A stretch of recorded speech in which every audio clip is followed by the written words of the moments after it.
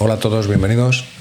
Hoy quería hacer un vídeo muy corto explicando cómo funciona exactamente el nuevo parámetro que aparece en el BMS-JK versión 19 llamado Rebulk Shock en tanto por ciento, ya que parece que después de la explicación del último vídeo aún siguen quedando dudas.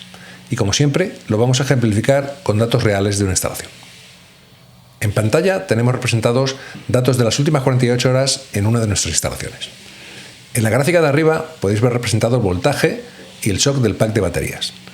En concreto, en azul está el voltaje y en rojo el shock. Mientras que en la gráfica de abajo están representados el voltaje en azul y la intensidad de la corriente que entra o sale de la batería en rojo. Recordemos primero cómo están configurados los parámetros más relevantes en el BMS. Tensión de absorción a 3,45 voltios por celda, o lo que es lo mismo 55,2 voltios en el conjunto de las 16 celdas. Tiempo de absorción 1 hora y el voltaje de flotación a 3,35 voltios por celda, lo que es igual a 53,6 voltios en el pack. Y por último, el Rebulk Shock en porcentaje. Esto lo podríamos traducir al español como el umbral del estado de carga para volver a la carga inicial. Y la práctica lo que hace es evitar que en condiciones normales haya varios ciclos de carga en un mismo día, ya que, como hemos comentado muchas veces, mantener las baterías de litio ferrofosfato a voltajes altos de forma sostenida disminuye su longevidad.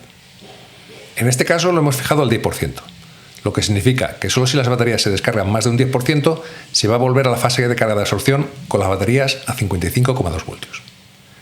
Vamos ahora a describir el comportamiento durante las primeras 24 horas, que es el que deberíais ver en vuestras baterías la mayor parte de los días.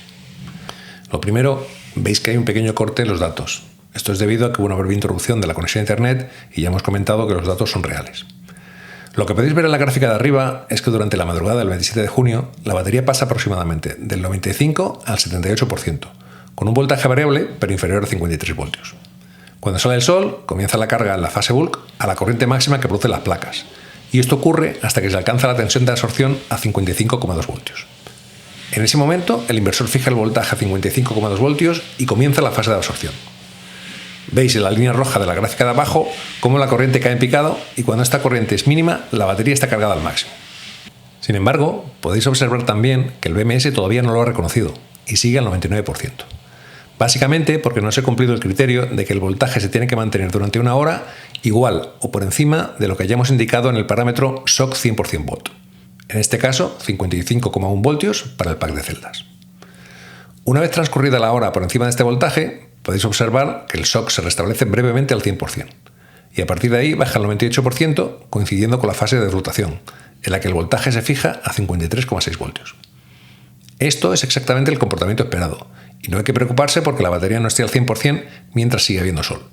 En realidad, estamos protegiendo la batería y ralentizando su degradación. Al día siguiente es cuando entra en juego el parámetro de Rebulk Shock al 10%. Si seguís la evolución del shock durante la noche siguiente, el mínimo que alcanza es 91%. Es decir, el shock ha bajado solo un 9%, con lo que no se cumple la condición que hemos marcado en Rebulk Shock del 10%, y el comportamiento esperado es que la batería no entre en la fase de absorción. Y esto es exactamente lo que hace. Fijaros que durante este día, a pesar de haber radiación solar más que sobrada, el voltaje del pack de baterías se mantiene exactamente a 53,6 voltios, que es el voltaje de flotación. Durante la noche, el voltaje era ligeramente más bajo, y esto hace que la batería cargue hasta que se alcance el voltaje de flotación, aproximadamente hasta un 95% del shock. En ese momento, el BMS impone un voltaje constante de 53,6 voltios, y veis que el shock sigue extendiendo ligeramente hasta que se llega al 99%. Esto ocurre porque las celdas de la batería absorben energía a voltaje constante. Fijaros cómo cae la corriente que entra en la batería según va aumentando el shock hasta el 99%. Todo esto que estamos describiendo es un funcionamiento acorde exactamente a cómo se ha programado el BMS. Y de hecho, esto es muy positivo para que la batería dure lo más posible. Para terminar, una pequeña aclaración. Algunos podéis estar pensando que si es tan positivo que nos alcancen voltajes muy altos, ¿por qué no configuramos el voltaje de flotación como el voltaje máximo? La respuesta es que alcanzar la carga completa al voltaje de absorción al menos una vez por semana es importante para el equilibrado de las celdas de la batería.